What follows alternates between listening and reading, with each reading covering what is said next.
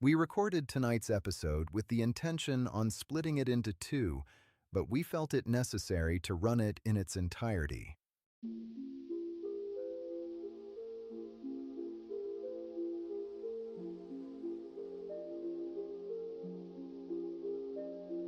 Before we begin, we want to take a moment to let you know that this episode discusses sensitive topics, including suicide, mental health struggles, and the risks and chances we take throughout life. These subjects may be difficult or triggering for some listeners. Life is filled with crossroads, moments when we're asked to take a chance, face our fears, or find a reason to keep moving forward when the path ahead feels uncertain. Today's conversation explores those difficult realities with honesty, compassion, and respect for those who have struggled, those we've lost, and those who continue to fight every day. If you or someone you know is in crisis, please reach out to a trusted friend, loved one, mental health professional, or crisis resource. Asking for help is not a sign of weakness, but a sign of incredible bravery. Thank you for joining us. Listener discretion is advised.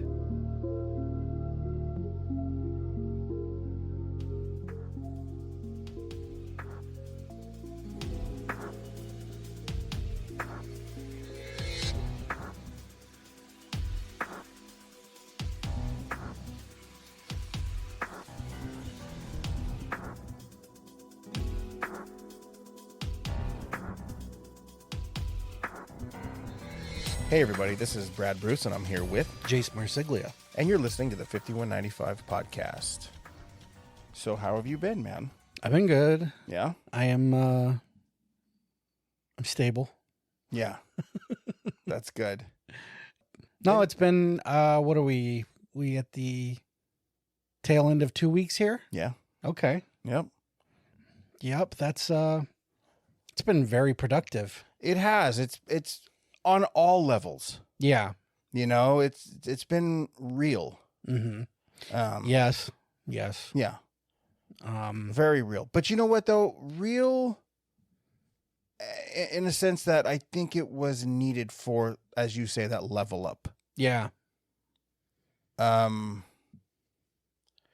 know, we've been doing this knocking on 3 years, Mhm. but in July, Yeah. and depending on when this drops, we could be close to, you Yeah. know, that date or past. Or past I don't know. It is funny how these fall. Yeah. As someone who's, you know, dipped a toe in the film industry for a long time Mhm. and taking risks and getting to the ledge and saying fuck it Mhm. and jumping, I will be the first one to say it's been terrifying. Mhm. It's been exhilarating. It's cost me a lot, but it's afforded me more.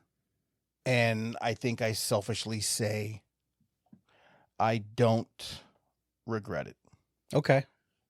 I don't regret it one bit because I jokingly say, fuck, I'm going to go get a job at Target, Yeah. you know, as a joke. But it's like being lucky enough to grow up watching all these movies, then purchasing these movies and watching them over and over and then buying these toys and shit, like, has been a dream come true, honestly. Mhm. But then to level up and start working with some of these people Yeah. and then even calling some of these people friends Mhm. has been just mind-blowing. Yeah. And I am so grateful for every opportunity that I've ever taken. Mhm. And I will very selfishly say all those opportunities I've taken were because of my dedication to this business. Mhm. I will firsthand say I am not marriage material. Mhm. I'm not husband material. I'm very selfish. I love doing what I do. Mhm. And this business, like thousands and thousands of other people in the business, it cost me my marriage. Yeah. And as shitty as it sounds, like I would do it again. Yeah. Just because of where I am today because of it. Mm-hmm. I'm very fortunate, in my life, and I'm lucky enough to be able to afford not only myself, but my 3 kids a life. And that's because of this business. Mm-hmm. And the connections that I've made and the people that I've met, yourself included. Mm-hmm. When we decided to sit down and do this, pretty much coming out of the pandemic, Yeah. there was never any line in the sand. There was never any ultimatum thrown down. Mm-hmm.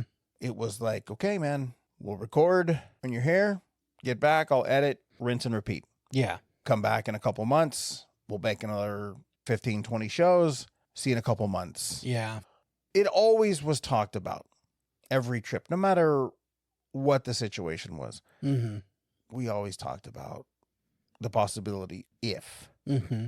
And, there have been several times where you're like, I would love to live here. Yeah. But roadblocks. Yeah. Very valid roadblocks. Yeah. Very justified roadblocks. Mm-hmm. And again, no pressure on this side. Yeah. I was like, hey, bro, do you, man. Oh, yeah. We got this. Yeah, it was never a thing. Never. You come out and there was always this like weight of the day job and the rut. Yeah. I never pitied you and I never felt sorry for you, but I definitely a few times wanted to sort of grab you by your shirt and just kind of shake you around a little bit. Yeah. Just so you could see in you what I see in you, and to see your talent and to see your potential, and to know that you as a person are cut out for the entertainment industry and you fit right into this machine. Mm-hmm. The fact that, the 9 to 5, Yeah. it sort of got you in almost like a holding pattern, in my opinion, Yeah. based on what you say.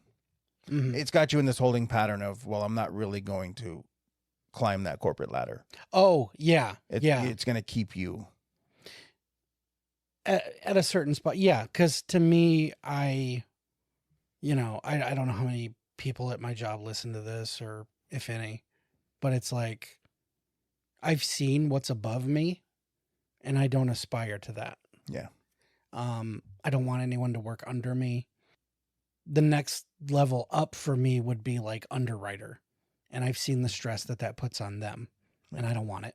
Yeah. I've got enough, Yeah. with the job that I do, because I am a one-man department, Mhm. and it's, it all falls on me, and it's just, I report to a boss, and she picks up my slack if I'm out. Right. And to her credit, she definitely has allowed me to work out here, Mm-hmm. when she certainly doesn't have to. And it's, I get all that, and I'm appreciative of all that. Right. But at the same time, to move into, say, her position, should she retire? No, thank you. Yeah. To do the underwriting thing, no, thank you. Right. To work my way up to manager and have everyone's gripes land on my desk, or, should we have a bad year? Oh, well, I'm the guy who's got to drop the hammer and lay people off. I'm not cut out for that. Yeah. That's not a life I want.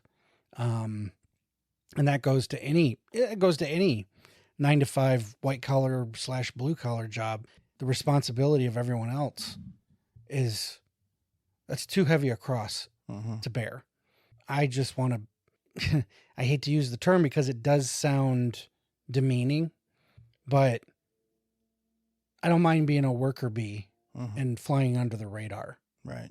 If I could make my bones and take care of my family and not have to be in charge of anyone else, or, deal with the type of stressors that a salaried job possibly would give me. Right. I don't want that. Mm-hmm. To that end, in Michigan, we're an automotive state. We are a factory state. Yes, I've worked in factories. I've worked in retail. I've worked in customer service. I've worked in mortgages. I've worked in cell phone refurbishing. I've worked in hospitals. I have done damn near everything. Yeah. And this is the longest tenure I've had at a job. And with tenure, you think comes security, because you're like, hey, I've been here almost 10 years. What can they do to me? And yeah, like we've said before, you're a number. I could be laid off tomorrow. I could be fired. Who knows? Right. There's a million reasons why the floor could drop out from under me. And then I'm back in, well, what do I do now? What do I do? And there's options, but it's not like, it's not, the 9-to-5 thing is becoming quickly and frighteningly hard to retire from. One of the things I told you that really alarms me as a father and as a husband is the fact that I'm making about what my dad made at General Motors, and he was able to afford a house, 3 kids, 2 vehicles, and mom not work. You know what I mean? That's cold, hard reality, man. It is. And it's just, this is 30 years down the line, and that buck doesn't go as far as it used to. It doesn't go anywhere near as far. And it's frustrating to think that if I stay where I'm at, I work until I die. And that's hopeless. That's a sad reality. Mm-hmm. And yeah, my family will be taken care of, but I'll never be able to relax. I'll never be able to enjoy my life away from work. I'll never be able to be financially stable enough to not lose sleep. And all of these things affect my health. And I know they do, man. And my mental health, Yeah. Physical, all of it, because No, it's stress is a killer. Yes, it is a vicious cycle that you are on. Yeah. And I've witnessed it via spidey sense, because like I said, man, the first time you came here with your brother to shoot Maternal, Mm-hmm. it was fucking 72 hours. It was a marathon. Yeah. So you were still very greenhorn, man. Mm-hmm. That flash forward to when we started this, you were still sort of closer to that Jase I first met. Sure. Compared to the person I've seen you become over the past few years, even more so last 6 to 8 months. Okay. Wow. I've seen a fucking tremendous change in you. Yeah. I don't know you in Michigan, and we've talked about that at great length. Yeah. In detail that we won't go into, but there's parts of you that you've expressed to me. Mm-hmm. It's not that I can't fathom it. The point is I can fathom it. I can see it, because when you're here, alls we're doing is just laughing and creating and planning. We're in the zone of building this empire. Yeah. And it's so fucking tangible. You can feel it. Mm-hmm. And you're on this high. And when you go back, just from the text messages I get, or if we have a brief phone call or whatnot, when you go back, I'm going to tell everyone how the trip was, all the shit that happened and all this stuff. And it's like the high is still there. Mm-hmm. Then you're slowly inching back towards that rut. Yeah. And there is a weird time frame that I've sort of become familiar with when you go back. Mm-hmm. And I've noticed that before, it happened later and it didn't stay around that long, compared to now it happens faster and you stay there longer. Mm. And I'll just feel it. I'll just randomly text you Yeah. with no context. What's going on? Yeah. Question mark. Not, hey, what's going on, bro? Yeah, no. It's you good, bud? You know. And it's hilarious. Yeah.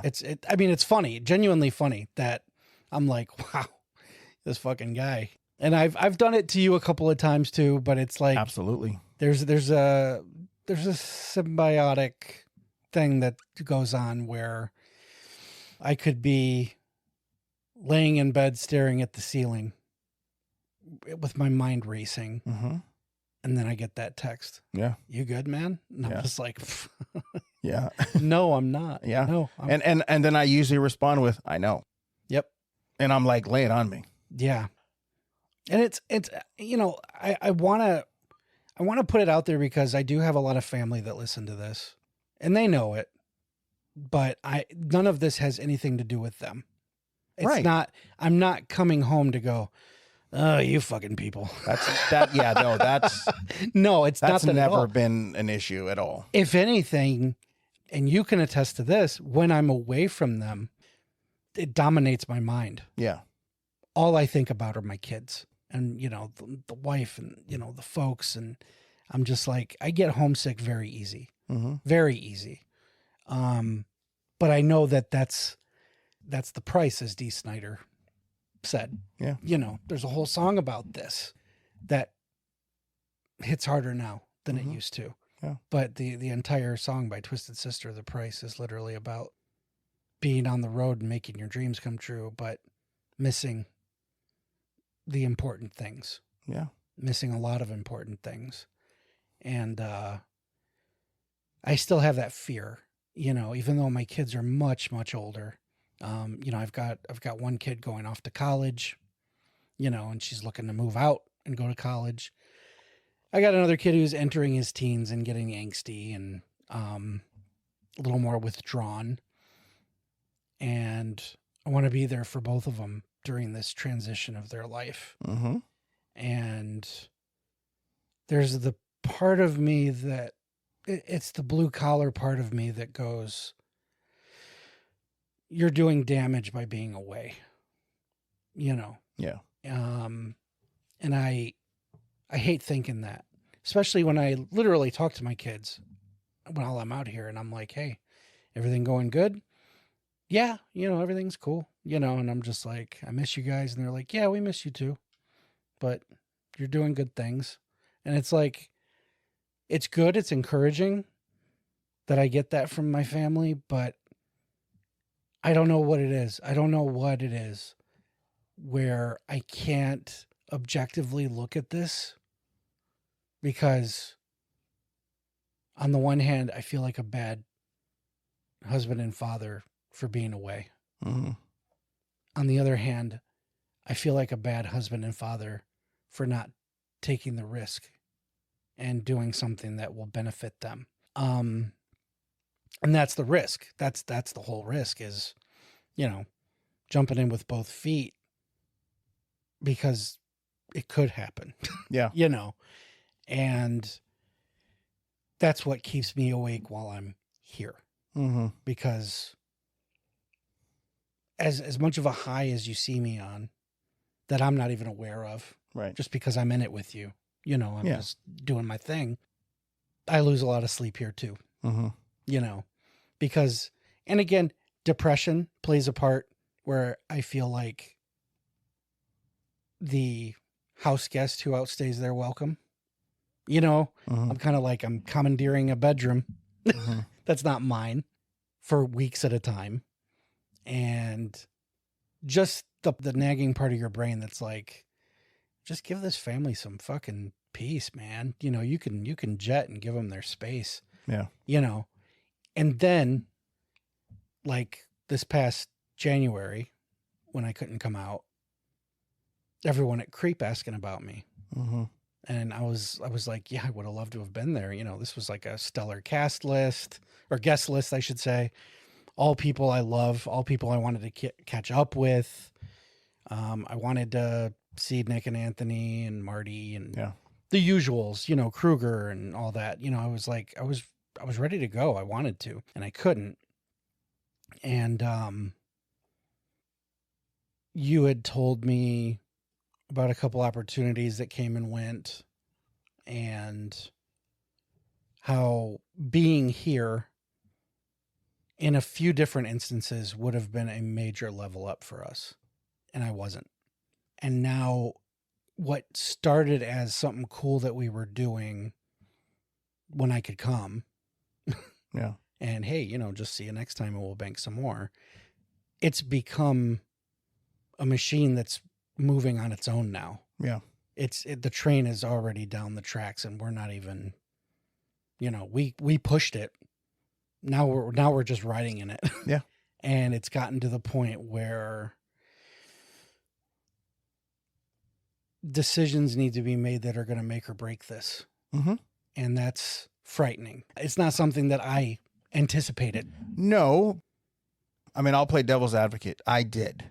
Mm. Just because that's the goal of this.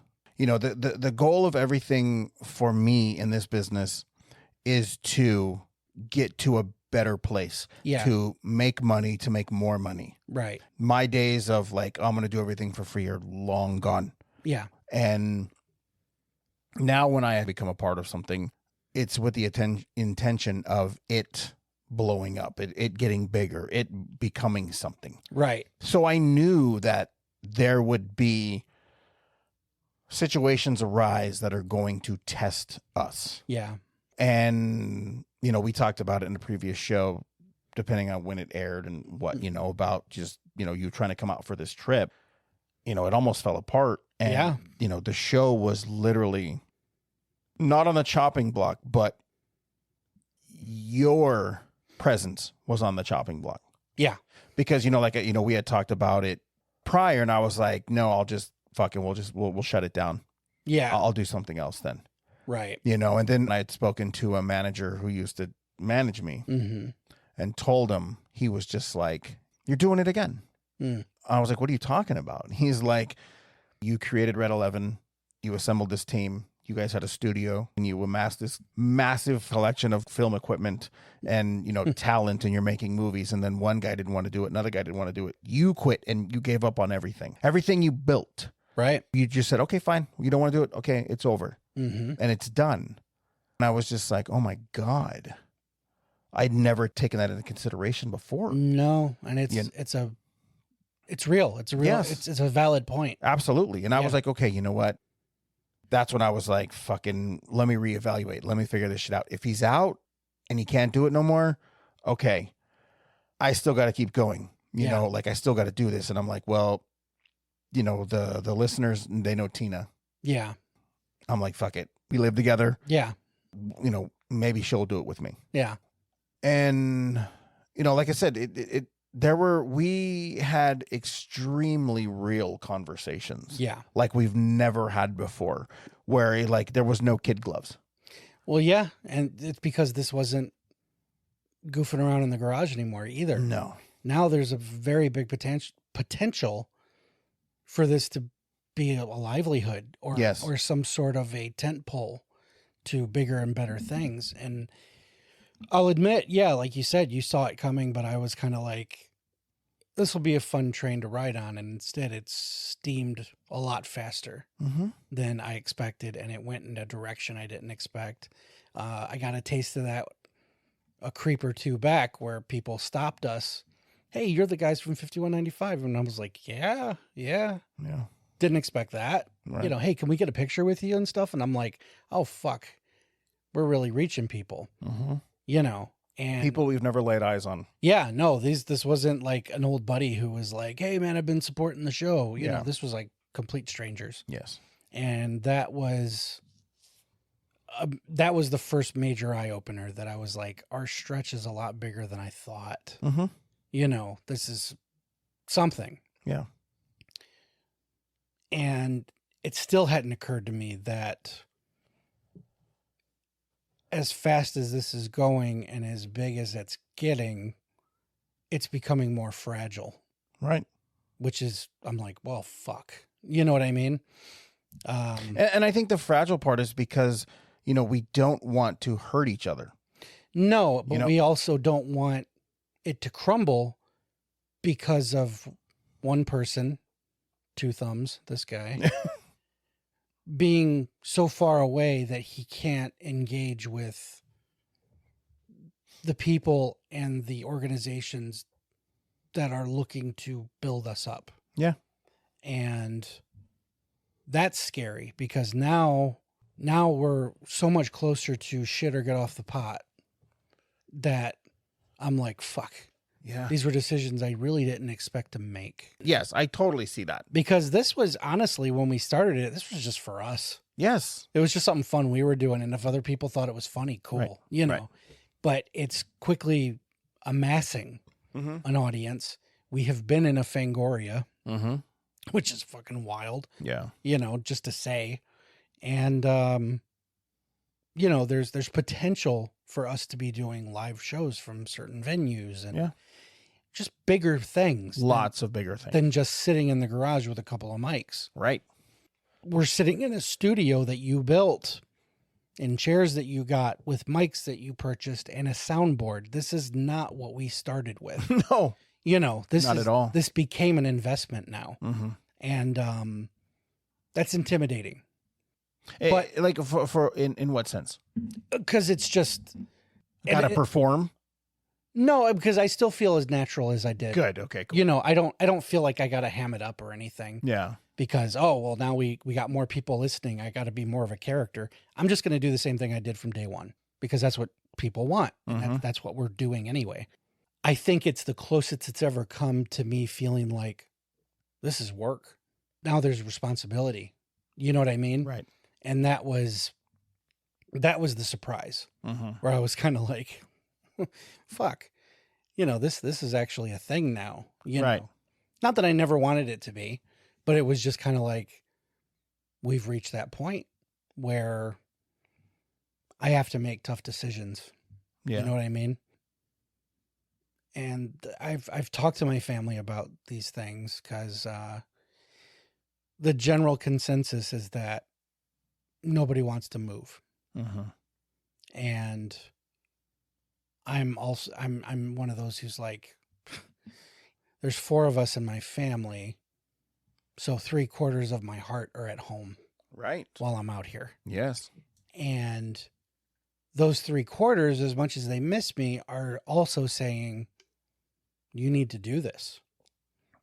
Yeah. You need this needs to happen. You need to follow your path, your dream, whatever. Yeah. And I'm like, oh, how do I do that without my family? Mm-hmm. You know what I mean? Mm-hmm. And that's a scary, depressing thought. But at the same time, like I said, am I a bad dad for leaving for a while, months at a time? Or am I a bad dad for not leaving for months at a time? And, Yeah. you know, I don't want to call it a lose-lose because it's also a win-win. Yeah. No, it's definitely not a lose-lose. No. It boils down to what it really is sacrifice. Yes. And the sacrifice has to come from a place of greed for yourself. Right. And that's the thing is like, realistically, in my opinion, speaking as someone who's been in that seat, Mm-hmm. who had the wife and the kids, and choose what Yeah. what are you doing? You know, it's a very eye-opening position to be in, but it's also one of those things where this is more gut than heart. Yeah. This is like, well, do I stay in a place that my job is going to potentially kill me, Yeah. or my stress and worry is going to potentially kill me? Mm-hmm. Or do I take a risk and go for something that could potentially build me up like never before? Right. And my family by extension. You know? That's exactly what it is. Like, I think once you get to a certain place, that won't even be something you have to say. Because whenever I say me, Mm-hmm. I mean us, my kids. True. They're already there. Yeah. But you have to keep telling yourself that. You're not telling me that. You're telling yourself that when you say, for me and my kids. Yeah. You're trying to convince yourself. Yeah. And I recognize that. Sure. It's a fucking scary thing, bro, for sure. It really is a scary thing. There still is no ultimatum from me. There still is no line in the sand of like, this is it. Yeah. The only thing I told you was I'm just going to have to take more opportunities as they come if you choose to not do this. Right. And FOMO be damned. Oh yeah. Because it's like there's and I'm not going to go into it because it's like it's a moot point because it's over. Yeah. But I mean, the things that we turn down. Yes. And I don't hold it against you. No, I'm glad. There's zero animosity. There's zero anger. I don't like wave a finger like, and I'm not like this fucking guy. Like he's blowing it for us. Like right. That's never been even a thought in my mind. Right. I told you from day one, it's like the mics go silent forever. We're still the same relationship we've always been. Yeah. Nothing changes. You come to me and you're like, I'm done. Yeah. I can't do this. This is my last trip, bro. I'm sorry. Yeah. Hey, no worries, man. You guys come out this summer. Fucking let's hang. Yeah. I've been in the business too long to let things that I can see, this is going to sound very fucking, elitist, things that you can't. Yeah. Bother me. Sure. And I'm not going to convince you.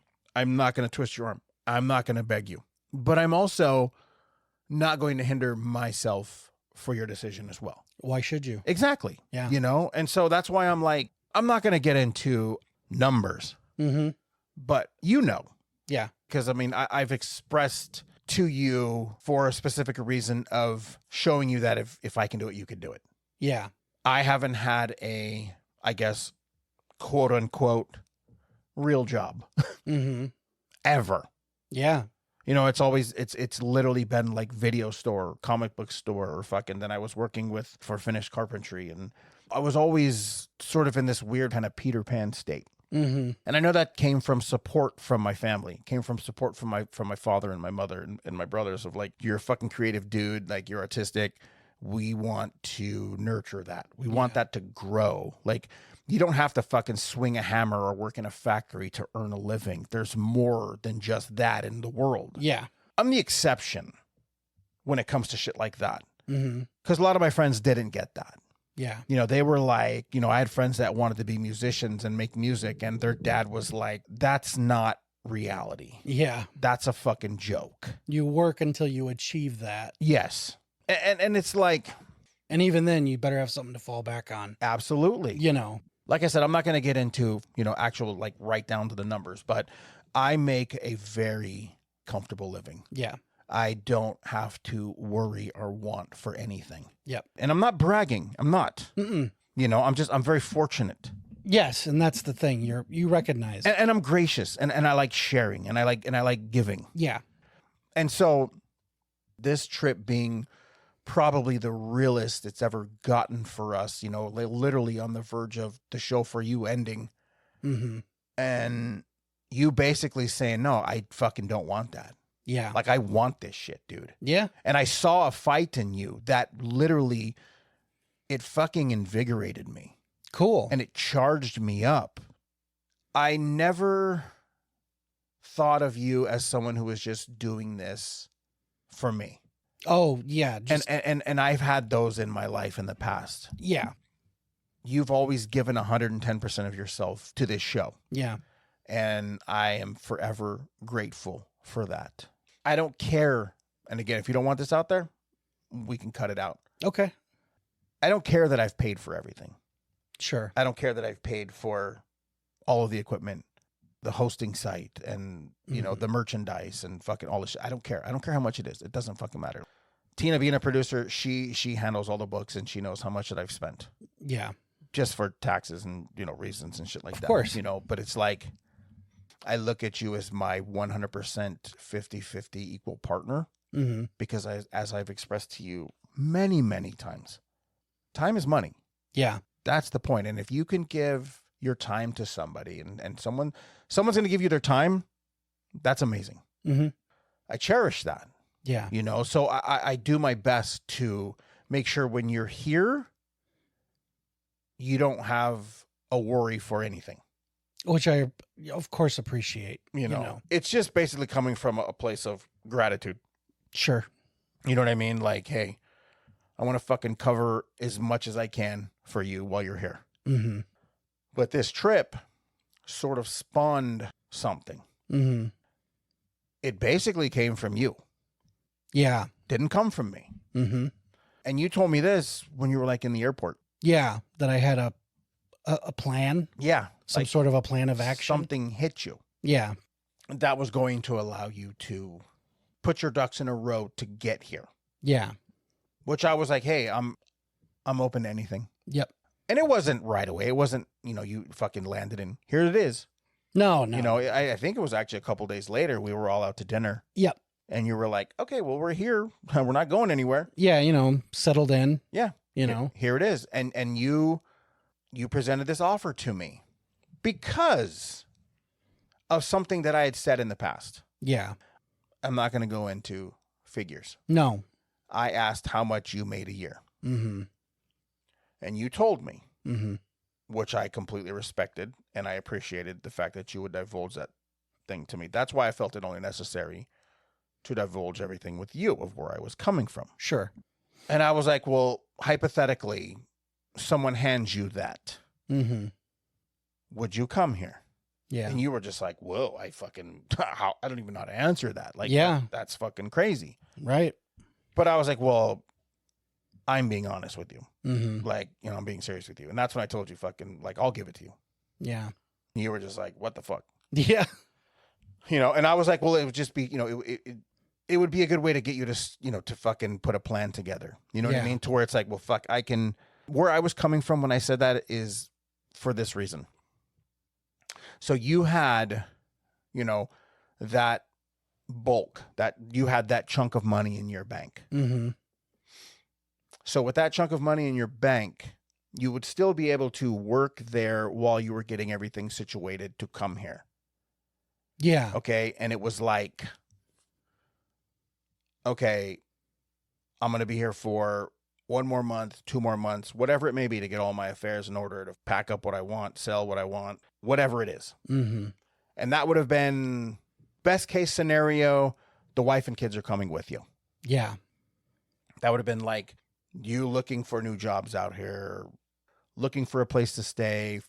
That way you'd be able to get everything situated and be able to sock away more money. Mm-hmm. And come here with a new job, which we looked up what your job title is here. It's significantly higher. Right. What you would be paid. And with that money in the bank and this new job, you're here. Yeah. And you have a cushion like never before. Right. And you could actually and I was even said you could work part-time there. Yeah. You know what I mean? That way you have more days to go and do shit. Mm-hmm. So that turned into, your suggestion at dinner. Yeah. Because you thought about it and you were just like, well, I may have, came up with something that would literally save you a lot of money. Mm-hmm. Which I'm just like, I'm not worried about saving the money. No, like, but just not. But I get where you're coming from, because if it's too good to be true, it is. Yeah. That's the normal thing. Things like this don't happen. No. Well, for me, they do. I've led an extremely fucking charmed life. Yeah. I am very blessed. I am very fortunate. I'm very lucky. And I've done nothing but try to help many, many, many friends, and they know who they are. Yeah. And they've all but like stabbed me in the back. Yeah. And I'll be honest with you, man, the kind of person I am, even though they have fucking stabbed me in the back, if they were to call and ask for help, I would more than likely still help them. Wow. Because it's like, I feel like if I'm fortunate enough to do that, I want to be able to do that. Sure. There's people in my life that would be like, I would never let you do that. Yeah. But just who I am, that's what I would do. So like with you, it's completely different. Out of everyone that I've ever worked with outside of Tina and Johnny, and another producer, the loyalty and the talent are literally hand in hand. Mm-hmm. I just feel like this is what you were meant to do. This is what you were put on earth to do. You were put on earth to create because you love cinema so much and you love the art of storytelling and being in the entertainment industry. And it's like, why not? Why not you? You know what I mean? Like, yeah, when so many others, exactly, many undeserving, absolutely. you know, and it's like, I took a different path. Luckily enough, I took more of the cash over credit. Yeah. Yeah. And I'll be honest with you, man, I would do it again in a heartbeat. Sure. And I remember there was a moment where I was like, fuck, it would be nice to have had my name on that. Mm-hmm.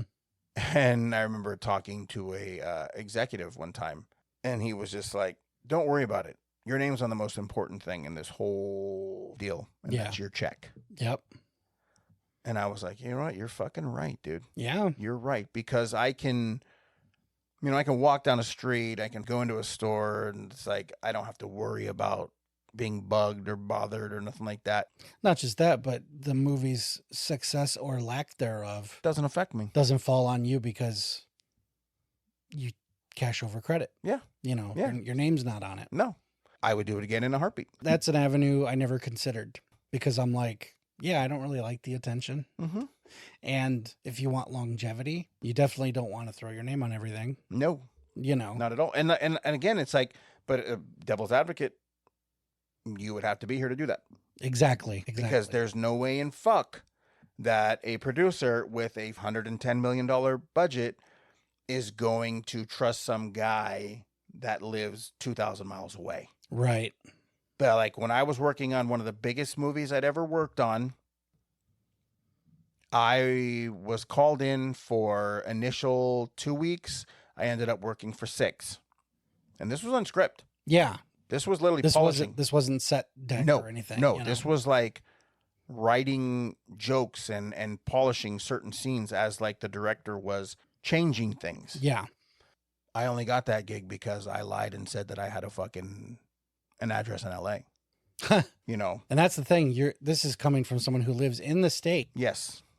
You could still live too far away from where they want you. So, having a California address still wasn't enough. No, it helps because I can get the other address. Yeah. So it's like, yeah, dude, like for us, for what we're doing and what we want to do, to be truly successful, you got to be here. Yeah.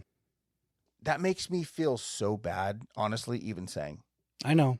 It makes me feel bad that I have to say that. But it's the reality of the business. It is the reality of the business. And it fucking sucks, dude, because it's like, I'll be honest with you. I've never been the person that's ever been jealous of someone else's success. Mm-hmm. I've always been inspired. Okay. Of other people's success. Sure. Like, honestly, I've never been like, fucking them, not me. Fuck, that's bullshit. Right. And there's plenty of that. There is plenty of that, but that's probably the default setting most of the time. Well, it absolutely is. I think it's because I had such a well-grounded upbringing. Yeah. You know what I mean? Of like, this is what you want to do, then okay, let's work on that. Yeah. Let's figure out how to get you there. What do you need to do? Mm. Is it a perfect business? No. Is there a perfect business? No. Are you able to maneuver this business and not have to deal with a lot of shit? Yes, you are. Mm-hmm. And I learned how to do that. Mm-hmm. I learned how to take jobs that I'm having fun with. Mm-hmm. And I don't have to work with a tyrant. Yeah. Whether it be an entitled actor or an egotistical fucking director. Yeah. Or a fucking narcissistic producer. Mm-hmm. I was able to get in with a group of people that I genuinely liked working around and I wanted to work around. Like when I first started, I was like, I saw Adam Green and his whole camp. Mm-hmm. And I was like, I would fucking love to work alongside people like that because they're doing what I want to do. Right. And so I reached out because I was writing for a website and I interviewed someone from his camp. Mm-hmm. And interviews are usually an hour, 2 hours. And like, we ended up sitting there for like 4 or 5 hours. Yeah. Long after the fucking thing was over. And I was like, man, I would love to do this shit. And he was just like, ask. Yeah. And I was like, okay. So I asked Adam, and he was just like, I got nothing going on right now, dude, but I'll keep you in mind. Yeah. Cool. I asked Joe Lynch, Mm-hmm. hey, man, and he was like, fuck yeah, dude. He was like, this weekend, be here. Yeah. And I was like, So I hit up this guy, Ed Ackerman, who told me, ask. The guy I interviewed. I'm like, bro, it fucking worked. Right. I was like, go see you on set, know? And it was great, dude. It was fucking awesome. And I was off to the races. And luckily I was able to kind of steer myself in a direction instead of getting sucked into this vortex. Yeah. And there's a couple of opportunities I'm like, fuck, I wish I would have taken that I didn't. That's everything, Mm-hmm. But, one thing led to another. And it's like that interview led to me getting a manager, led to me seeing a script that the manager needed to be polished. And it just kept going and going and going. And this guy was like, the manager was investing with another guy, and he like was working in a bigger studio and fucking saw what I did. And then it was just, I was working for every major studio. Yeah. Then it was like, I loved creating and I was artistic. And then I started, taking gigs for art director, production design, building props, and, making shit, and Mm-hmm. I mean, it's like, holy shit, I'm working overnights at Universal Studios, walking around this lot in the middle of the night. Right. And I'm just like, this is, It's pinch me shit. oh my God. Like, there was a moment, like, I literally was like by the Great Outdoors house. I said it because they have little benches, Yeah. okay, off to the side. Like, you can't even see them. There's so much fucking shrubbery and shit now, but there's like wooden benches there. And I sat there and I fucking cried. Yeah. And it was just like, because of the joy, Sure. the happiness, of like, I'm here, like I'm on the Universal Studios lot. Yeah. And I'm supposed to be here. Yeah, I know. You know what I mean? Yeah, yeah. Like, holy shit, that's crazy. And it just led from one thing to another. And it's like, you win some, you lose some. But it's like, you got to keep going. You got to get up and you got to keep fighting. And you got to keep fucking, tomorrow's another day. Right. And I told you, my philosophy is like, I don't worry about the future. I worry about my today. Mm-hmm. Because it's like, my today is what's going to make my tomorrow good. Right. I'm not in the future. I can't change my past unless I fix my right now. Yeah. Fixing my right now makes my past good and my future better. Right. Okay. Take every opportunity. One of the things that my father always told me was just, every opportunity must be taken, because if you don't, then you'll never fucking know. Yeah. At least if you take that opportunity, you're going to learn. Mm-hmm. And learning is key, because it's like, okay, now I know how to navigate another situation that may come towards me. Right. And it just did it. It went from that to fucking me working in a studio, to me talking to another manager and asking for actors, Yeah. and him introducing me to Marv Yeah. Lavelt. He was in a movie that I wrote and directed, and then he came to me with your script. Yeah. And that's what brought us together. And, I'm just like, I'm so fortunate and I'm so lucky. And then, this came up, Yeah. and I'm not saying I like this more, but I like this more right now. Sure. Than being on set. Right. Because this is instantaneous. This is you and I. This is our rules, our terms. We get to steer this ship, and we get to make it go where we want it to go. Right. No one can tell us what to do and what not to do, Mm-hmm. And it also led me to working for 2 producers now, that it's like, I have such a fucking blessed situation. Yeah. I can't begin to fucking express how grateful I am for the situation that I'm in. Mm-hmm. I'm lucky enough, and again, I hate this because it sounds awful, but it's reality, and you know it, and you've seen it. It's like, I can make as much in one paycheck as people do in a whole month. Yeah. You talk about stress relief? Oh, for sure. I can't even picture it for myself Yet. And that's why we're here today. Yeah.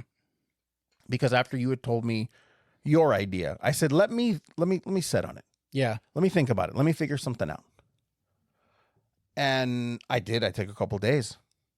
And I was really, thinking about it. And I was like, okay.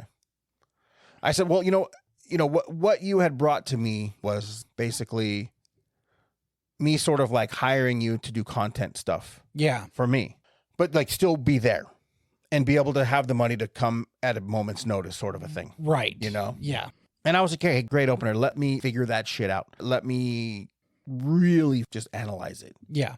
And I did. And I was like, and we'll fucking volley it. We'll just go back and forth. We'll go back and forth. And, in addition to me working for producers, I also have a very successful e-commerce store. So I had always had in the back of my mind, I want to open another store. Mm-hmm. So over the past, couple of years, I have been amassing another collection. I've just been buying and buying and buying and buying. And it just turned into an e-commerce store. And when we were looking for a place to live, I wanted as much money banked and as much stuff gone that I didn't have to move. Yeah. So Tina and I were just literally running this thing morning, noon, and night, and it was just like we were doing fucking crazy numbers, man. Yeah. Crazy numbers. I mean, I showed you numbers. Oh, yeah. Yeah. We got here and like, I had my other gig and it was like fucking money was just piling up. I didn't need to really nurture the e-commerce store. So I kept it at a bare minimum. Sure. I kept it running. And it was cool for a little while, but I started kind of getting on myself that I'm like, dude, you're not, come on, get it together. Yeah. You know what I mean? Like, what the fuck are you doing? Like, you have shit you need to do it. So you came to me with that suggestion. And that's when I told you, well, what if I were to pay you a salary to come out here and help me in this? Yeah. And again, I want to be very, very clear on this. Mm-hmm. And I'm glad we're saying this on the show. Sure. Because it's law now. Yeah. It's fact. I want you to work with me, not for me. Right. Okay? I'm not here to be your boss. Mm-hmm. We're working together side by side. There's nothing that I'm going to ask you to do that I would not do myself. Mm-hmm. And literally the job entails your spreadsheet stuff. Yep. Inventorying and alphabetizing and learning how to repair, just learning the business. It's a skill that you will be able to monetize in addition to what you're earning from this business. Right. I said, I'm not trying to be rude. I'm trying to be transparent. I always want to be transparent with you. Mm-hmm. And sometimes it's not what we always want to hear. But I was just like, I didn't give you that money so you could stay there. Yeah. I gave you that money so you could come here and you could build your life. Yep. I wanted to get your kids here so they could see California dad. Yeah. Because it's like when you talk about how you are at home and the things that are going on, I don't understand him. Yeah. I don't get him. That Jason? Yes. Yeah. And I want them to see you here with all these people. I'm not talking about the people in my family, in this house, but I'm talking about the people in the industry. I want them to see how these people are with you and how you are with them and how accepted you are and how much they care about you as well. Right. And how welcomed you are. That you look like you're home and comfortable when you're here doing this shit. Yeah. I'll always say how proud I am to be able to call you my partner doing this shit. Mm-hmm. And again, it's one of those things where you could be like, no, I don't want to do it. That's okay. I'm fine with that. There is no fucking my way or the highway. Right. That's not what this is about. This is about, we're not young men anymore. No. And yeah, I really feel like that fucking hourglass of our life has been turned over and the second half is now running. Yeah. And what do? Do we sit and go, I could have been, I should have been, what would have been? Yeah. Or do you say, fuck it, take the risk, give it a shot. I learned, I tried, I go back home. Right. You know what I mean? This isn't the end of the world. No. And, that sounds like a devil's advocate thing, but it's just fact. Mm-hmm. That if it doesn't work out, you're always going to be able to earn a living. Yeah. But it's like, well, do you want to be working this job at 65? I know. Yeah. You want to be a cubicle guy at 70 getting a watch? Right.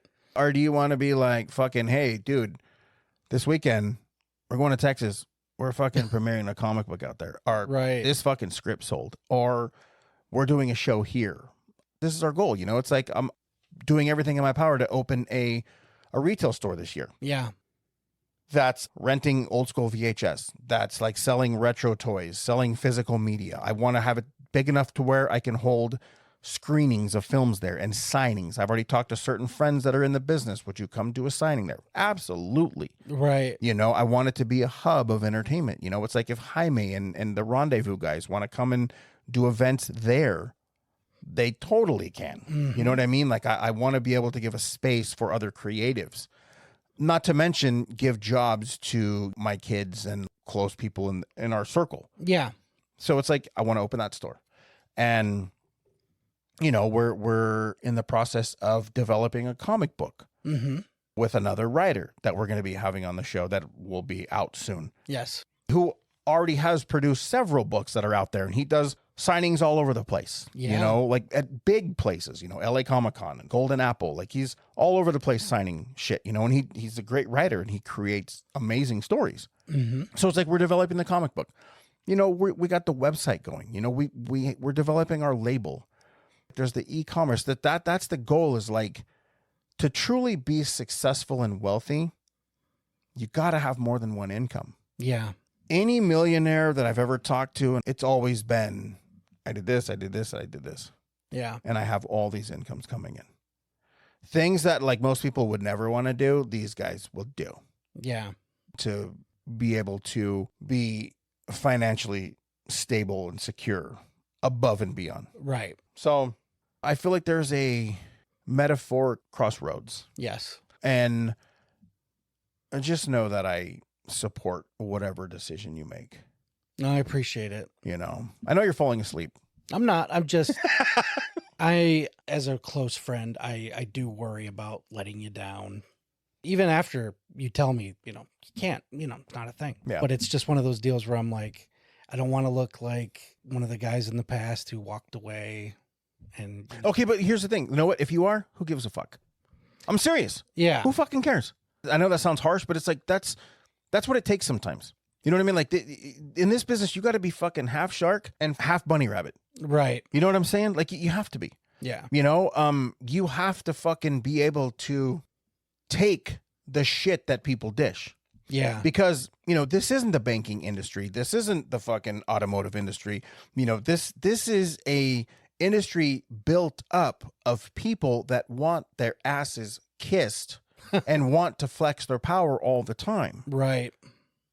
But the beautiful thing is we're in a position to where we're not kissing anyone's ass, You're right. and we don't have to fucking jump through anyone's hoops but our own. For Correct. our own growth. You know, That's it's the perfect position. it is Yeah, the perfect position. And that came from myself going through the trenches for years and developing friendships with people that I care about, Right. that I can call upon and be like, hey man, I got some shit going on. Are you down? For instance, I wrote and directed the Vinyl Redemption short film years ago. Right. Okay. In RJ's store. Mm-hmm. And it was a fun story. I changed it in the short film, even though I had it as a hair metal guy. I did something a little different just because the tone felt better for that. Sure. And then I wrote a script and I rewrote it and I rewrote it. And then we Yeah. rewrote it. And now I have a polished, completely finished, done script. But Hollywood is so afraid to take a fucking risk anymore. And all they want to do is reboot the same old bullshit. Mm-hmm. So I'm like, you know what? Fuck it. Yeah. I'll fucking turn it into a comic book. Mhm. It's my story. Yeah. You know what I mean? So I'm like, fuck. And then I started thinking, well, maybe I'll turn a couple other ones into comic books as well.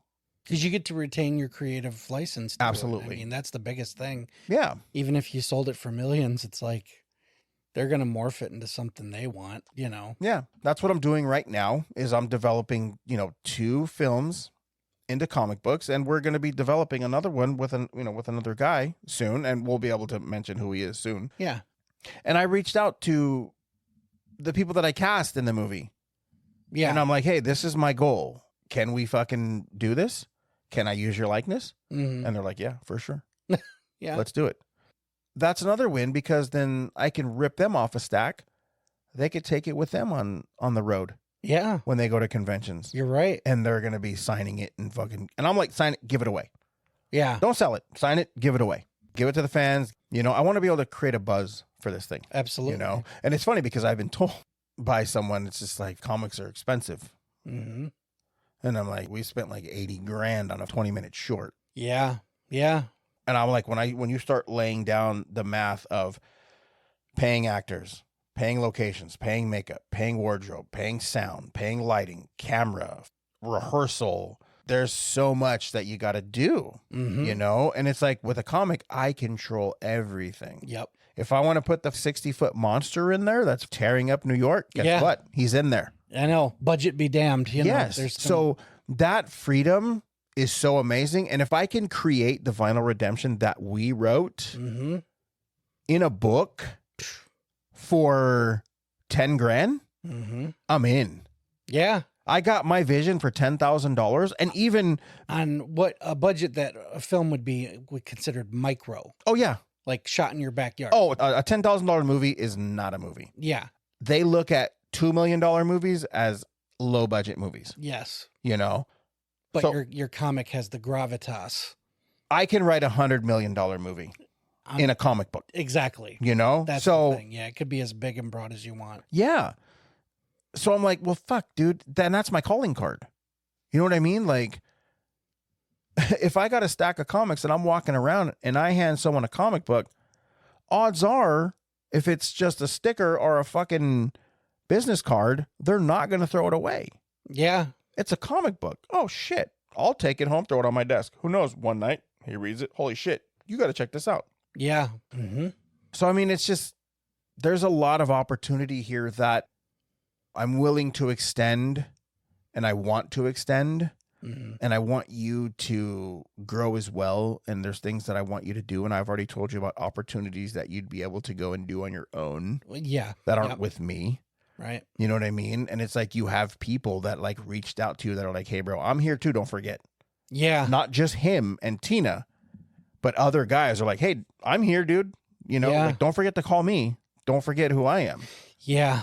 You're not doing the cold plunge. Right. You're not getting off the Greyhound on Sunset going, where do I stay? I have no money. What do I do? Right. You're coming into a pretty cushy situation where this home or wherever home I'm at is your home. It's your kid's home. There's a nice little cushion. Yeah. You know what I mean? And like, hey, bro, if it doesn't work, fucking you gave it your best shot, dude. You want to keep doing it like this for the rest of the time? Fuck it, let's do it. Yeah. But like I said, ball's in your court, man. And there's no time limit. There's no... No, but at the same time, like we said at the tip of the episode, the crossroad is nearing. It is, And, for sure. I have big decisions to make, and Yeah. I have to learn to rely on that support. Mm-hmm. Yeah. And I get coming from your background, your upbringing and stuff. I get it. Where it's just like, no, you do for yourself. No one's going to do for you. Right. Where I'm like, man, I'm a spoiled fucking brat. And it's just like, I don't know any better. Yeah. But on the same breath, I'm like, that allows me to be able to do for everyone around me. It does. And it's like, I love being able to gift my friends stuff. Mm-hmm. Yeah. No, I think part of it too is people with that type of freedom Mm-hmm. or financial stability Yeah. aren't really part of our lives back home. You know what I mean? Oh, okay. So you approach it with a trepidation, like you said, if it sounds too good to be true, you know what I mean? Right. And even we've talked about in the past that there's people out here who will stab you in the back. So Yeah. it's one of those deals where when you get the telephone version of Hollywood clear on the other side of the country, it's like, is this guy for real, or are you a rube? Yeah. Being duped. I know I'm not being duped. Right.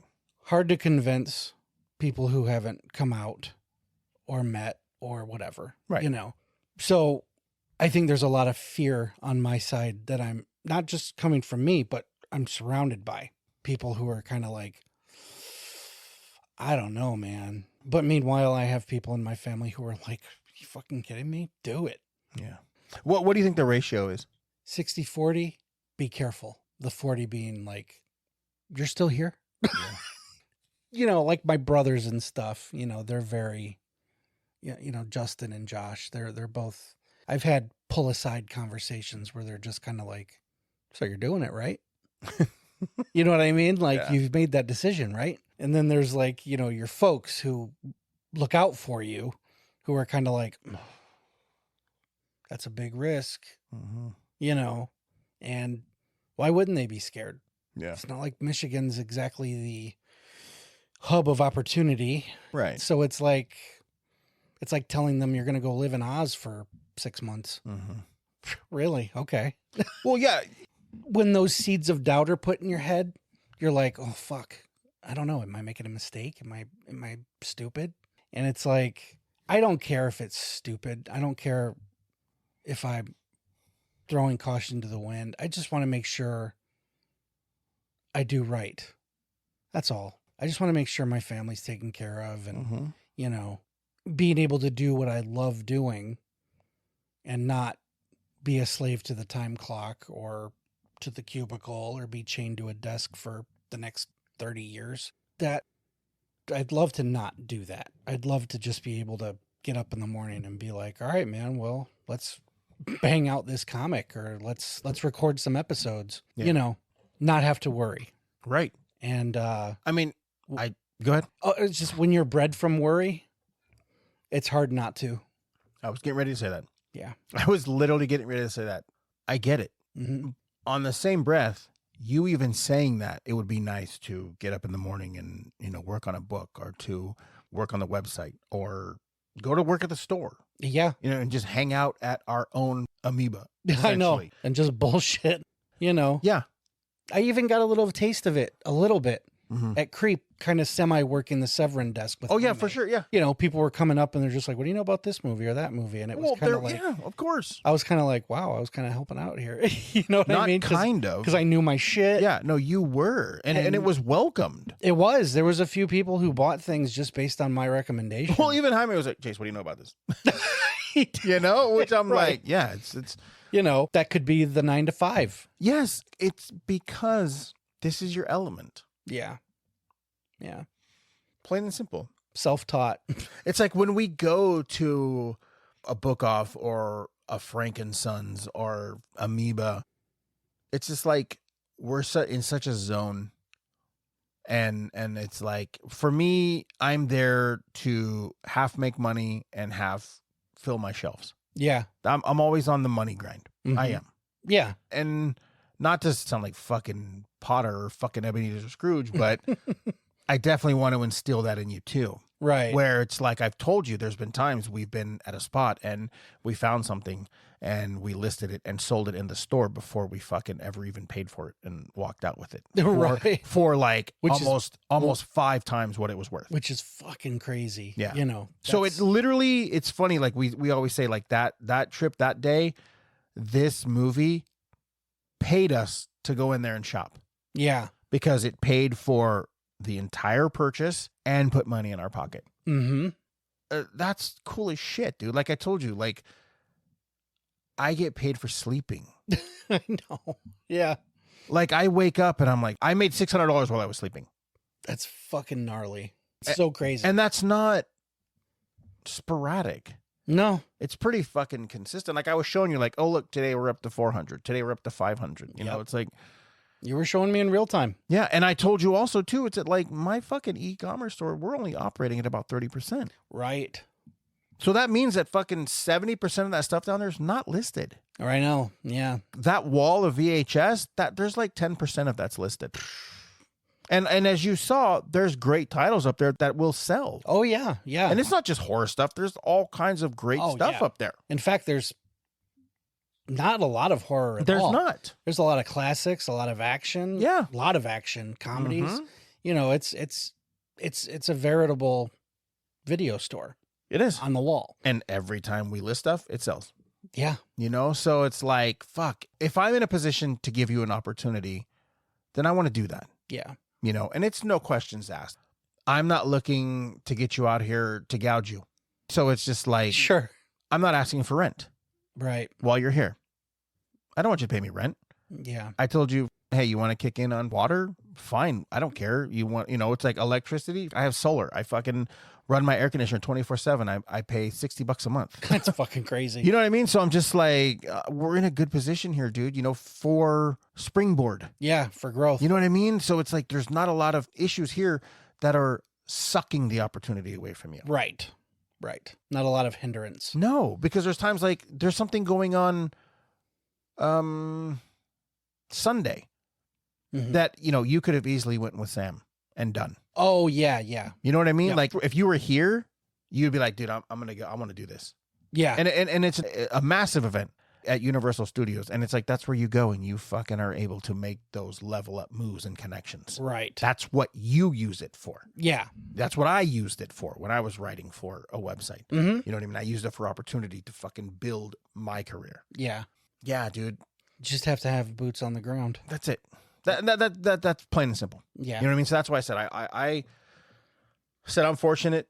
I can do this, and it's not gonna hurt me. It's not gonna fucking change my, you know, my life, my the way I live my life. And I would be able to have my partner here and really do some damage to this fucking town. Mm-hmm. You know what I mean? Yeah. I'm like, why would I not offer this? Yeah. I think it's great. I think it's a great opportunity. I mean, I would have fucking taken it. Of course. You know, I'll be honest with you. I would have taken the fucking the lump sum at the beginning. The first time I would have been initial like, thing. because that's one thing my dad was always like, I don't care if it's a fucking dollar, whatever. If someone's offering you money, you put your hand out and you fucking take it. Yeah. You know? So I'm just like, hey, when someone offers money, yeah, bring it. Yeah. Yeah. Give it right here. I was like, yeah, there's something here. I told you, I kept saying, there's something here, Yeah. you know, when talking about your, you know, your proposal. Mm-hmm.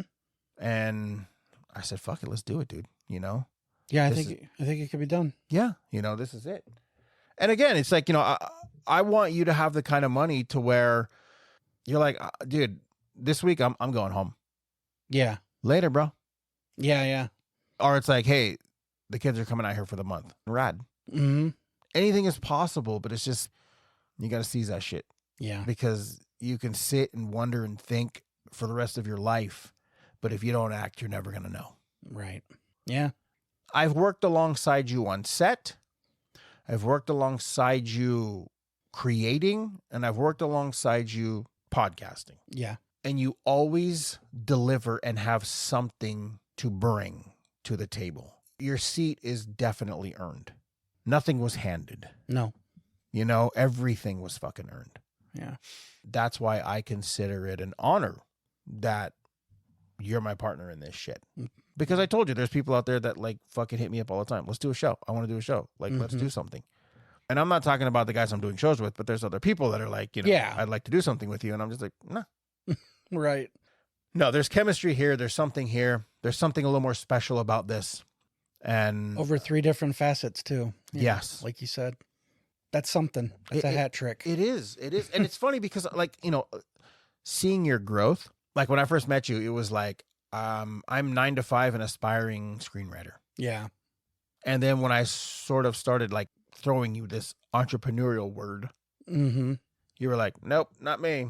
Yeah. I don't know No. anything about it. It's true. A couple more trips. I would explain a little more to you. You would see things. You were hanging around people that were doing exactly what we want to do. Mm-hmm. And then, it came a point to where I offered you something in addition to just the podcast. And that was starting a label. Right. And you were like very apprehensive. It sounds cool. I would love to do it. But I know Dick. yes. Yeah. But then I explained to you how you did. Yeah. You know what I mean? Which was funny. And you were like, oh shit, yeah, I do. And then it was like less than 24 hours. You basically filled an entire page with content. Yeah. And it's like, yeah, that's because you know your shit Yeah. and you know how to put this shit together. It's like, oh yeah, technical things. Who gives a fuck? You'll learn technical things. You know what I mean? You're going to learn, how to set up a camera, where to put a light, with all the fun The shit. grunt shit. Yeah, you know. like you'll learn all that shit. If we have to do BTS stuff for us, like if we're lucky enough that they give us their film, Yeah. or we purchase a film, I myself would love to go and partake in BTS and interviews and things Oh, like for that. sure, So yeah. it's like, so in that aspect, It's still a foot in filmmaking. of course, Yeah. and I would want to teach you how to light for an interview, where to position camera, how to position yourself, and just shooting our BTS, all the bells and whistles that you love, you'll be creating. I know. That's a weird thought. It's cool though. Yeah. Like I said, there's zero pressure on this side. Mhm. I mean, I want you to do it because I want the best for you and your family. Of course. I want you to step away from the nonsense that you don't deserve. Yeah. You go through a lot of shit, dude. And Yeah. it's not cool. And yeah, everyone goes through shit. But I mean, if you're in a position that you're fortunate enough to where someone's offering you something, Right. take that shit. Yep. No, I'm glad we did this. No, I am too. I hope, not just for myself, but I hope other people glean something from it, Yeah. and I hope, back home, it gives people food for thought and I can have these tough conversations with some context, Right. and cards laid on the table and Yeah. better than I could probably explain it. Mhm. You know what I mean? For sure. I get that. You know what I mean? Yeah. It's like, I think it's a good referral source and just be Mhm. like, well, hey, when you put it that way, Yeah. maybe you should just fucking do it, Right. Absolutely. And there's nothing wrong with that, because like I said, it's not the end of the world. No, It's not like, fuck, after this, now I got to go live in the street. no, I gave up everything because of this. Right. No, it's, I could just stay status quo or I could level up, and neither one is failure. Right. But it's just the other one's more appealing and Mhm. more profitable and more stable. Yeah. And more enjoyable above all else. Absolutely. I mean, we we're going to get to play with movies and toys and comics For a living. for a living. Yeah. Yeah. The website is doing great. And you got to see firsthand issues at the website that we had to tackle, Oh, yeah. Yeah. like big issues, Yes. because it's like, I've always wanted to own a website, Mhm. and it's like, and me and my partner, in the website, Sam, we were partners in Truly Disturbing. Mm-hmm. And he came to me with a problem, and I'm like, this is fucking bananas, bro. Like, I don't want you dealing with this shit. Like, you don't Right. deserve to deal with this shit. Let's fucking fix it, Yeah. And like, we're really trying to, kind of rebuild the site. That's normal shit, Yeah. We got a good game plan going in like 20 minutes. Yeah. And we just did some research, some back and forth, asked some questions, on to the next thing. Yeah. Yeah. It didn't, it would, again, like you said, it wasn't the end of the world. It was a hiccup. That's it. And you figured it out. Yeah. So, I don't want to sound like a spoiled brat, even though I am. We talked about this, like our days. And it's like, my day consists of getting up when I want, going to the garage, working on my art, mhm. whether it be painting, sculpting, Yeah. working on art, because that's the thing. That's another thing. That's another facet of income for both of us, Yeah. Yeah. because it's like, we want to sell at conventions. Mm-hmm. And I know how much money people make at conventions. And I'm like, fuck, that would be just another income, It'd be crazy. Yeah. And these are facts that are out there. You can see. Yeah. I'm not making this shit up. So it's like, I do my art, and then I'll come inside, and then, I'll go in my room, or I'll come in here, and I'll write for anywhere from 2 to like 4 hours. Yeah. And then after that, it's basically, editing the show for a few hours, and then chilling. Yeah. And then I have my like out of town days where I try to schedule meetings on Wednesdays, Mhm. or Thursdays. Wednesdays for us is like I was telling you, we get up, we go to Book Off, we go to Rhino, we go to Barnes, and all these other stores in between. And then we end at Frank's, and dinner with Mike, and it's a routine. It's nice. It's fun. We get to catch up for the week, and Mm-hmm. the stuff that we purchase for resale, we bring it home. Sometimes we list it, sometimes we don't. Yeah. And it's like, that's why you being here would be a giant asset to that as well, because, we'd be able to have more stuff listed. Because, I mean, I certain eBay stores, you can only list a certain amount, Really? Yeah. Okay. Or certain eBays, you can only list so much before they start charging you for each listing. We pay for a store. So we have like unlimited listings, you know, and like a little bit cheaper fees and stuff. Okay. You know? And then another thing, it's fucking crazy. There's another thing. She and I want to do a Whatnot channel. Oh, yeah. Where we're doing live auctions. Yep. You know, and I'm like, holy shit. Like, I could basically use the VHS wall as a backdrop, set up a light, have a table, and just be like, here's this movie, $10, go. Yeah. $5, go. You know, what are you guys into? What do you want? What are you looking for? You know, one night will be a Blu-ray show. One night will be a DVD show. One night will be a comic show. One night will be a magazine show. It's a simple setup. Extremely. Yeah. I mean, my Whatnot is begging me to sell. yeah. Like I told you, one night I was on Whatnot till fucking almost 5 o'clock in the morning with this dude just buying comic books. Comic books. You Yep. know, like I want horror stuff. And he's just like, I got all of these George Romero Night of the Living Dead comics with like variant covers. I was like, how many do you got? I got 20. How much for everything? And he's like, you got to be kidding me. Yep. I'm like, no, I want it all. Like a giant stack of Elvira's. Just crazy, rare, like weird comics and shit, you know? Yeah. But I was just doing it because I want to open a store. And you got to have product to open a store. And I want to have cool product. Exactly. You don't want You know? the usual Walmart bullshit. You know, I don't want run-of-the-mill junk. No. You know? But it's like, yeah, I mean, I'm very fortunate, dude. And when I hear the fucking shit that you deal with, it really bums me out. Yeah. Because it's like, man, you're such a great dude. And you don't deserve it, like, at all.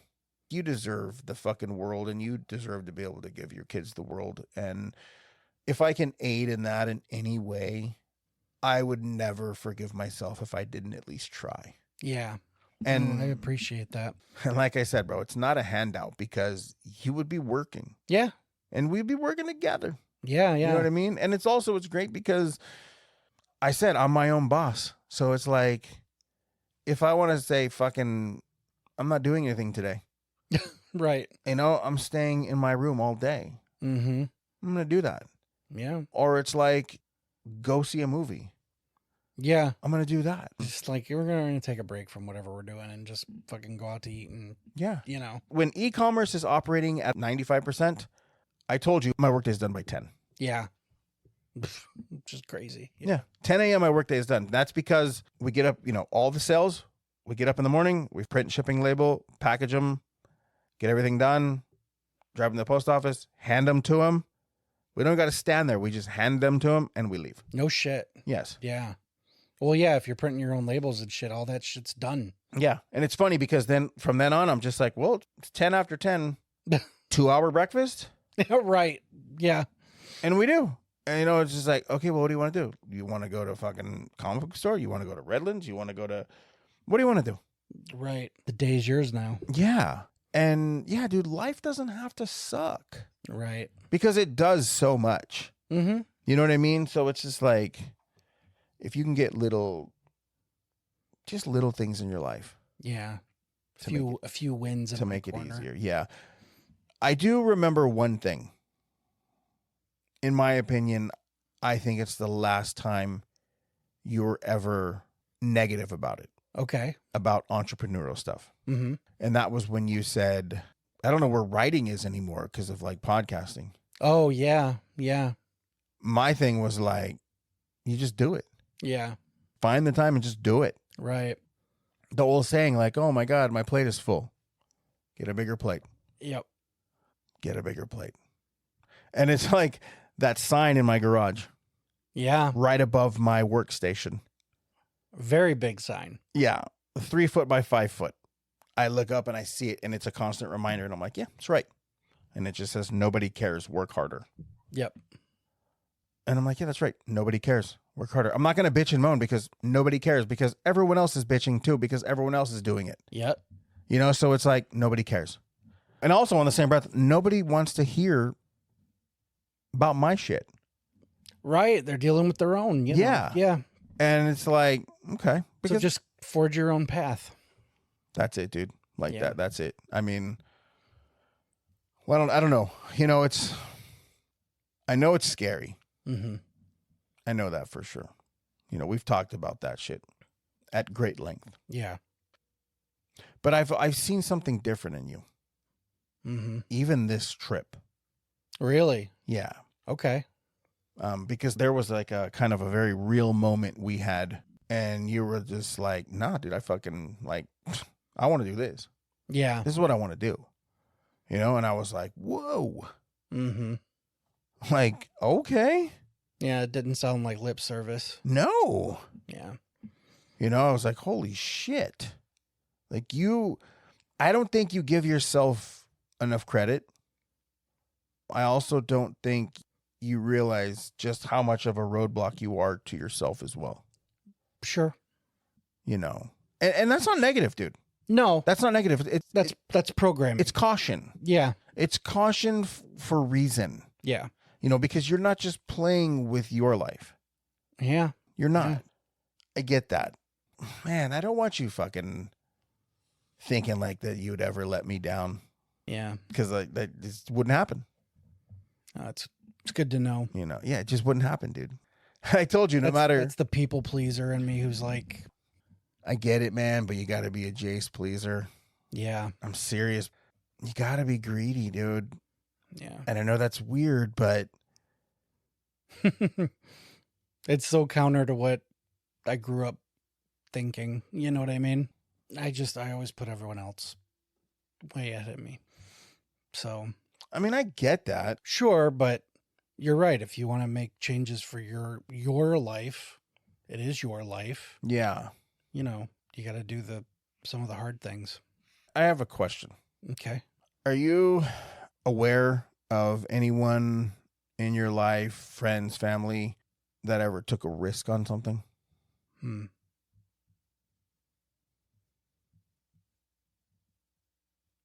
don't know. I don't think so. It's a long pause, bro. Yeah, because I mean, I feel like everyone just worked. I don't know anyone that really kind of hopped on a plane and flew across the country to do a thing. Wow. So I could be first. the first. I mean, I'm going to go on a limb and say you are the first if you took that long of a pause. Yeah, yeah, because I think we've all just been hard workers and just did what we could to survive. I get it. Yeah. Like I said, you know, as much as I love Michigan, it's not exactly teeming with dream jobs, you know. Right. So it's you work, you eat, make sure everyone's tucked in. But yeah, no, I you know, and I don't mean that as a detriment to anyone in Michigan. No. You know, but yeah, it. it's just, you know, Josh has done a lot of, he was in a band and he would go to gigs, and that's putting yourself out there. You know, that's putting yourself out there to a live audience. That's a level of bravery. There's no fucking way. You know, I didn't even like doing concerts in band in school. Right. You know, I was just like, I don't need this live audience shit. Yeah. You know? Yeah. But I gave him props. I'm like, dude, you put a band together, you put out a couple of CDs. You know, I'm like, fuck yeah, dude. And everyone's real supportive of that. You know, that's a cool thing. As far as risk taking or any kind of leveling up, it's mostly been within the workplace. Oh, I might get a promotion, or hey, I might apply for this, or, you know, there's a better job down the road. Maybe I'll just apply for that one. And it's very, I don't want to call it linear, but it's all within the same wheelhouses. Yeah. Whereas I do have a couple of relatives that have flown to take jobs out of state, but we're also talking about people who like have no kids, no spouse, Right. You know, and obviously if that was me and I was just like this bachelor guy, you know, this I'd have been out here 5 years ago, 6 years ago. Sure. You know what I mean? Yeah. As far as someone taking a leap with a family, yeah, I can't think of any. Wow, really? Any big examples? No. And again, not a knock. You know, it's just that's how we are on the East. The land of opportunity is out west. Yeah. You know, literally. No, I get that. Unless you live in like New York. Right. You know what I mean? Or Chicago. But that's also the equivalent to LA or California. Exactly. You know, that's that version. So yeah, no, there's a lot. By the time this airs, I hope it breeds conversation. Right. Back home. Well, it definitely will, You know what I Yeah. mean? Because I mean, this is It's a much different episode than we've ever done. it really is, because I mean, we both opened up a lot about personal lives. Yeah. This wasn't like a list show or had nothing to do with pop culture. It was just, With life, bro. yeah, life shit Yeah. involving the, And I think you're right. I think it would help people out there that are questioning whether or not they're good enough, or they're worthy enough, or should they or shouldn't they? I sure hope. You know? You know what I mean? Yeah. You know, if someone's on the fence out there and needed that nudge, maybe we gave it to them, hopefully. Right. You know, I mean, as long as you. or at least they know that someone that they listen to Mm-hmm. is in the same situation, same, Right. wrestling with the same quandary. Mm-hmm. You know, I'm happy if it reaches that person too. For sure. You know, it's crazy because, like, I mean, damn, just sitting here thinking about it, it's like, you know, this was a good trip. Mm-hmm. We've done a lot of good work. Mm-hmm. Shit, I'm really proud of. We've really done some different things Yeah. on the show. Just kind of getting back to, you know, what you were talking about, you know, just inspiring someone, you know, to take action, Mm-hmm. you know, from this episode. I think if I could give any advice, you know, it would be just make sure you have a solid plan Yeah. and try to think of everything that could go wrong, like every situation that would arise, Sure. and be prepared for it. Mm-hmm. Don't throw caution to the wind without a safety net. Right. And I've seen people do that. It's very sad because I know of two people Mm-hmm. that wanted to realize their dreams, and the support system that they got was so minimal, Yeah. and they were told, you do this, you're going to fail. Oof. It really does get to me Mm-hmm. because I knew her and I worked with her. She came from a support system that was non-existent. Yeah. Well, she was out here, she was working for a studio, and she got fired. Yeah. And because of the negativity back home, Yeah. she couldn't call him. She couldn't go home. Oof. And she didn't reach out to anyone. And she killed herself. Yikes. I mean, she was fucking young, bro. Yeah. She was like 24. Jeez. Like twice her age. She wanted to come out here and just work on set. Yeah. You know, and she wasn't here to like party, and she wasn't like trying to hook up with dudes, and you know, she was just like a really friendly person, and she was outgoing. She was talented. Yeah. It's normal to get fired. And I didn't even know she got fired until I got a call from a friend that she killed herself. And then the whole story fell on you. Yeah. Yeah. Like I carry that. That's heavy. Like I look at like there's movies on my shelves that she worked on. Oh, wow. That took me a while to accept, Sure. not get over. Yeah. Because- No. Because I haven't, you know, it's not that I haven't thought about it in years, but you know, thinking about it right now, I feel that same sadness and pain I did the day I found out. Sure. It happened again, you know, recently Mm-hmm. with another friend that I was trying to, you know, do something with. Like he was really talented. We had shot a couple of short films together, and you know, we would do really creative things. And you know, we made a pact that like, if there's ever anything going on, we got to be able to talk to each other. Yeah. I don't care if we're not friends. I don't care if we don't live in the same state. We got to reach out to each other. Yeah. And he was like, yes. And yes, we stopped communicating. He used to live with us, but then he went on and like he lived his own life. And I'm like, hey, cool, good for you, dude. You know, go do what you got to do. And then a buddy of mine texted me, you know, and he was just like, bro, so-and-so killed himself. Is this the guy you showed me? Yes. You That know, was, and that was pretty haunting. it was like, motherfucker, Mm-hmm. you told me. Yeah. Yep. And so there's times, bro, you get down and you say things, even if it's just to vocalize it. You're talking about me now. I'm talking about you. Yeah. You know, you say things, even if it's in jest, even if it's joking, even if it's for whatever reason, Mm-hmm. you know, those words hold serious weight with me. Okay. It's like, so what now? Does that put me in the position you walk away from this 5 years, 6 years down the road, I get a call? Right. Yeah, it's a scary thought. When I'm like, hey, bro, you fucking, Yeah. you're here now.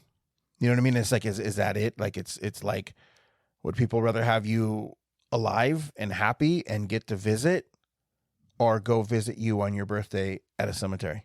Yeah. This is all a very real heavy conversation. It is. But it's reality, man. And it's relevant. Yeah. Because I do have a problem with self-worth. I do have a problem with depression. And that's well documented on this show. Yeah, we've never really talked about the potential of regret, because thus far I've come out and done everything I said I would. There's no need for regret. Right. There's just nothing right now. Mm-hmm. But you're right. If I were to quit and not be 100% sure, that's a scary thought. Yeah. It'd be one thing if we banked like 600 shows and I'm like, hey, man, I'm just tired. And I know in my heart that I just don't have it in me anymore. Mm-hmm. That's one thing. But being like, I'm too indecisive and I think I'm going to err on the side of caution, that could potentially bite me in the ass years down the line. I know, because you're never going to fucking get over it. And that's the thing. Yeah, it's the uncertainty that fucking kills you. That's the cancer that lives in your brain, Mm-hmm. And it doesn't go anywhere. No. And it just grows. No. Nope. And that's what scares me, it's like you above these people. Like I've now spent more time with you than I have both of these people. Yeah. And their deaths rocked me. Yeah. You and I are building something that very, very few people get the opportunity to do. Mm-hmm. Going back a few shows, we talked about pod fade. 20 shows. Mm-hmm. People are out.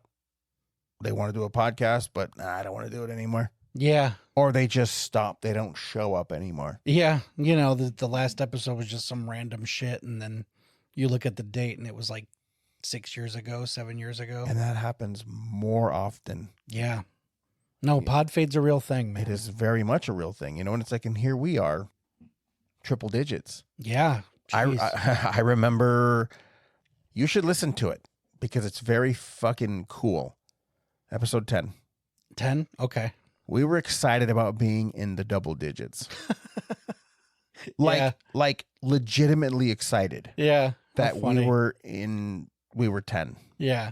That's even what it was called, if I'm not mistaken. We're 10. And there was such a feeling of happiness and accomplishment. Yeah. In that episode. Sure. And then you flash forward and now here we are. Well over 100, 150 right episodes, That's crazy. Yeah. So it's like, I do get giving up, or not even giving up, but I do get walking away from, because your heart's just not in it. Right. And then you can make that conscious decision of going, bro, I just don't want to do this, man. Like, yeah, I love you and I want to fucking watch movies with you and hang out and all that shit. I don't want our relationship to change, but I don't want to do this anymore, bro. This whole entertainment thing, fucking screenwriting and bullshit. I need that. Yeah. I'd be like, fucking, hey, bro, get it. Yeah. You know what I mean? Get it, dude. But if you're just like, I'm walking away for other circumstances and you're not being greedy, if you're doing it to make other people happy and you're left feeling miserable and you're not looked after, that's wrong. Yeah. And that's just my opinion. No, I agree. Because I would feel the same way if it was me talking to someone else. You know what I mean? Like, yeah. Yeah. That's heavy. That's heavy shit. It is extremely heavy, but it's like, you know what? I would rather have this conversation with you now that's recorded forever. Yeah. Because I don't have those conversations recorded like I did with those two people. Right. Yeah. They live in my mind. Yeah. And it's like here, you know, I'm in this situation with you, and there are similarities because I'm going to be honest with you, man. It's like artists, truly talented, gifted people that are able to create and bring joy, they're tormented and they're tortured. Always. And it's not their fault. No. I sit here and I scream about how fucking lucky and blessed and happy I am. But I'm also coming from a family of fucking alcoholism. Yeah. And it's like that really, really puts a damper on things. Sure. You know? So it's like I did a lot of my own disappearing and running and hiding and pretending and dealing with situations. And I'm not saying that I'm ever like, I'm genuinely suicidal. Right. Everyone says, oh, I want to kill myself. Yeah. That's a thing. Oh, It's yeah. like, oh, you're going to give me a heart attack. It's just a saying. Yeah. But there are certain, man, I don't want to freak you out, bro. Mm-hmm. I don't. Okay. But I mean, I'm going to say it. And, you know, we don't have to air this. Okay. But there are certain similarities between you and my friend that just passed. Yeah. Just in things I've vocalized or Yeah. texted, Yes. you know? Yes. Yeah. I you know, It gives you the heebs. no, it makes me sad to no end. Okay. Yeah. I can see that. Okay. You know? Sure. Because it feels like a bad omen. Yeah. Yeah. Absolutely. And you know, you mean a lot to me. Yeah. You know, likewise. and you know, that's why, you know, I want to do everything in my power to give you the same opportunity Yeah. because I know you deserve it. No. You know what I mean? Like, I don't want you to have to deal with, you know, the shit you deal with, Sure. you know, like I don't, again, you know, it was a, we knew it was going to be a crazy episode, Yeah. or actually episodes, Yeah. you know. I wasn't sure how it was going to go. I was nervous. Were you? I was a little bit because it was going to be real. Yeah. You know, I knew we were going to touch on some shit. No, absolutely. And that's okay, dude. Yeah. Like it really is okay. You know, like there are times when you have to wear your heart on your sleeve and you have to be open and honest with the people that you love Mm-hmm. and the people that you care about. Because sometimes, you know, you have to say, hey, dude, like, this is where I'm coming from. Yeah. You know, I need help. Yeah. Nobody ever really fucking asks for help. No. And like, what's the number one thing, you know, we'll always say is, bro, I'm here. If you need something, let me know, dude. Yeah. I'm here. If you need something, let me know. And no one ever goes like, fuck yeah, dude. As soon as I feel like shit and as soon as things are fucked, I'm going to give you a call, dude. Right. You know what I mean? Like it just, when you're down and bummed, it's not like, fuck, dude, I'm going to call him because I need to put all this out there. No, usually you just let it simmer. Yeah. And all that does is fucking, it's just adding another layer of fucking stress. Yep. And that stress is terrifying, dude. It's soul cancer. Yeah, absolutely, man. Like, I mean, it is, man, stress is a real deal, bro. Mm-hmm. You know, like that's one of my major problems is like, you know, I check my heart rate and my blood pressure and my stress levels every day. Yeah. Every day. And, you know, even though I live a pretty fucking, you know, chill life, my stress is always like registering high. Yeah. And it's just, like my phone's always telling me you need to calm down. Yeah. You know, it's always like telling me that I got to do the 4-7-8 method, you know, Mhm. like breathing exercises and stuff. You know, my mind is always going. It never stops. yeah. You know, I told you my sleep patterns. Yeah. It's pretty rocky. You know, yeah, it sucks, dude. Fucking sucks. Like, cause it's like, you know, it's late right now. It's fucking 1:30 in the morning. Yeah. I know you're tired. You got up early, you know. Yeah. Yeah. I'll be up for another 3 to 4 hours. Seriously. Yeah, that's rough. You know, and then I'll I'll fucking wake up 8:30. Ouch. 9 o'clock, you know, and I'll just be ready to go. Yeah.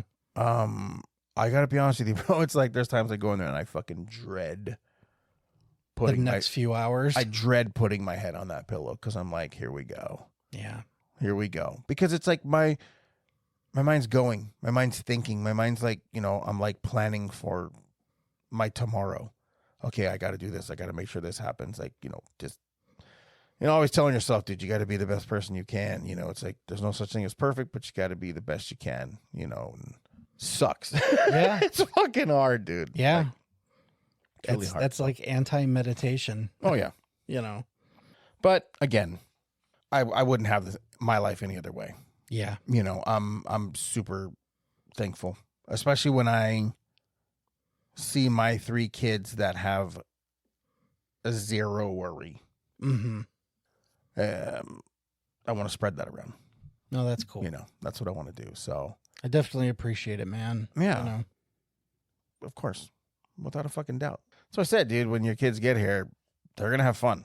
Yeah. And it's not because I'm trying to impress anyone. I'm not trying to kiss anyone's ass. It's just what I like doing. Yeah. You know what I mean? I just like seeing people happy. Yeah. And if I can afford that, fucking dude, yeah, we're gonna be happy. Of course. So It's better than the alternative. absolutely, bro. Absolutely. It really is. And I promise we're gonna have a fucking way better show next week.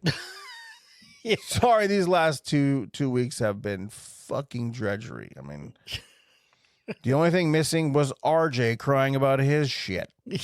He's I was gonna say when you said drudgery, RJ's always like, it was fucking drudgery. Oh yeah, no, that was his word. I took his word. I love it. Yeah. Yeah, I stole his word. But That's an RJ-ism. yeah, no, it is. There's a lot of them. For sure. There really is. But I love that fucking crazy bastard too. So Yeah, he's awesome. all right, man. I think we've beat this fucking horse enough. Yeah. Let's walk away. Yeah. You know what? That's it. I quit. Oh man. All right. Until next time. See you guys.